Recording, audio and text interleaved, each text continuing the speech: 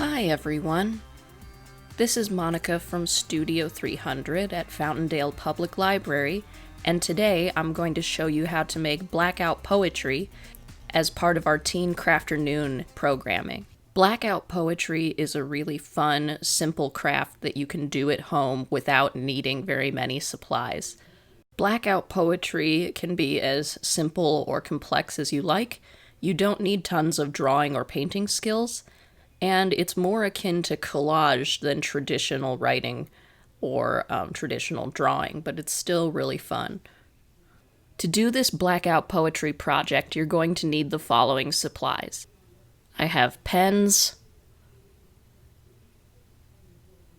brushes, some black ink, you can use India ink, some whiteout or white paint, some assorted tools for mark making, and a pencil. I also have cups here to hold water or messy supplies. You are also going to need some kind of book with text in it that you don't mind beating up or drawing in. You can find cheap used books at the library book sale, or you can go to Goodwill and find copies of old books, sometimes with different kinds of paper or old type that you can use for your Blackout poetry project. For my first step, I opened my book to a page that I like that had some interesting words that I wanted to pick out from the text. I'm using a pencil to comb through the page and lightly underline or circle the words that I want to keep. The goal of this craft is to hunt and look for words on a random page to make a poem out of once you black out all the other words on the page.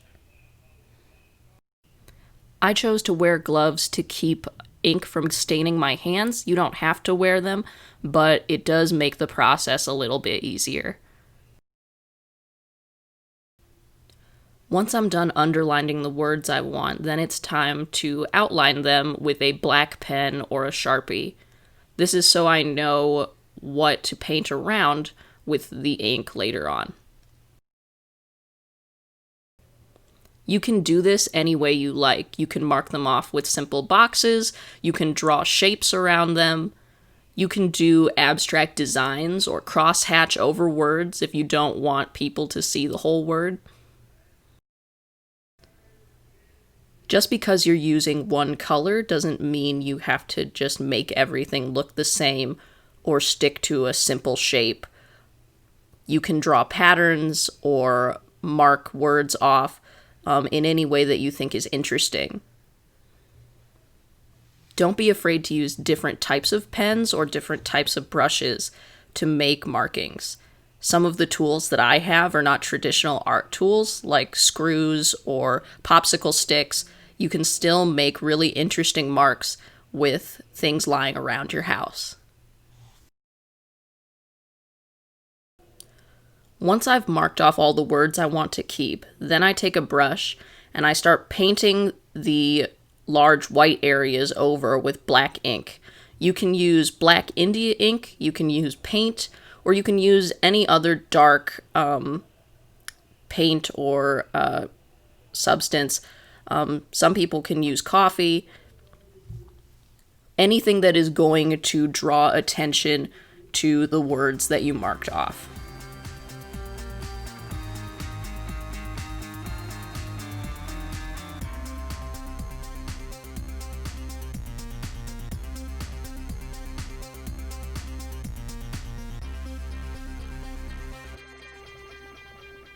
You also don't have to black out the entire page. If you want to use certain white areas or leave white areas to make the page interesting, you can do that as well.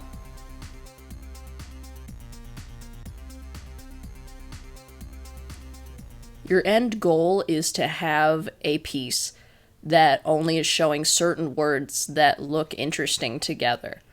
The poem doesn't have to make sense.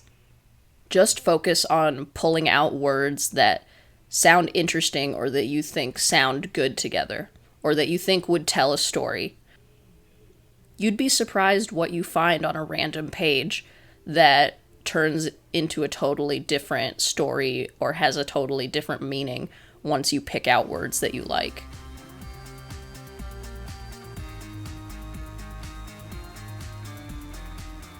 Once I've blacked out all of the words that I want to hide, and I only have the words that I like, then I take some white out and I paint flourishes or accent marks or designs to draw people's attention to the individual words.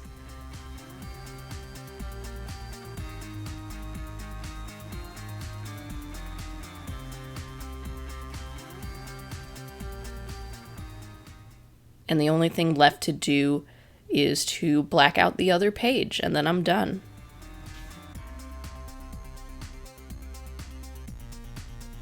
Some really good examples of blackout poetry, if you're looking for inspiration, are the books by Austin Kleon.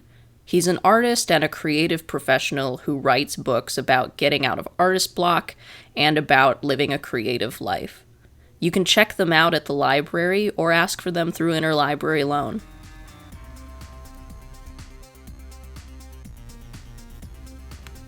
Thanks so much for watching. I hope you enjoyed this project, and if you want to make one of your own blackout poetry books at home, you can share it with us at fountaindale.org/crafternoons or on social media at #FountaindaleLib. For more programs like this, visit fountaindale.org/events.